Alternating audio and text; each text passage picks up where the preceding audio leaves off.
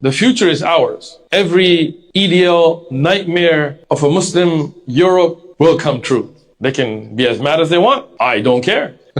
America will be a Muslim country. Russia will be a Muslim country. Islam will enter every house, inshallah. But we have to be a part of that change and never, ever apologize. We're unapologetic. Never, ever compromise. We're uncompromising. When people say that Islam is not compatible with Western society, with a pluralistic society, this is exactly what we are talking about. You have this imam who is just casually saying in the UK out loud that America is going to become a Muslim country, Russia is going to become a Muslim country, that Islam is going to enter every house. Now, I don't know about you guys, but when I hear that, I don't think of a missionary project. I don't think of Islamic proselytizing. I don't think of him referring to Muslims converting people over to Islam through love and acceptance, which, by the way, is not really a large factor in the growth of Islam. It's primarily driven by high birth rates. But he's clearly not talking about faith or personal belief. He's referring to a political takeover. His language is the language of conquest, and that is the language of people who think that the West is weak enough for them to come in and replace. The United Kingdom, where this imam is saying this, proves why they feel so bold enough to say this. Look at what's happening there. Nobody in America gets told any of this, but in parts of London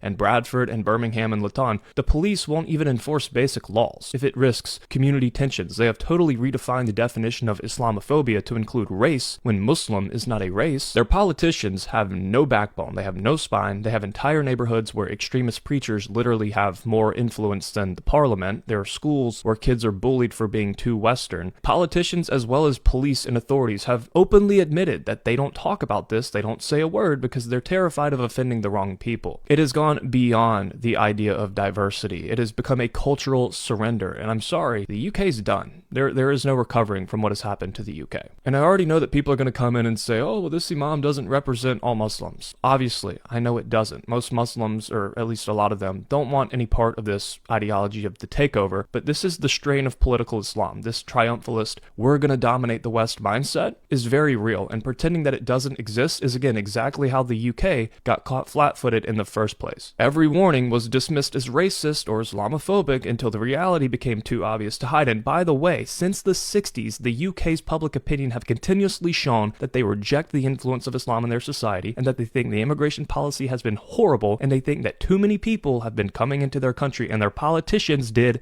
nothing. And I'm sorry, but this whole we're never going to apologize, we're never going to compromise, never water anything down in our religion, it's not religious devotion. It is, again, political absolutism. That is a vision of society where pluralism does not exist, where you cannot disagree, where you do not coexist with people, you overtake them.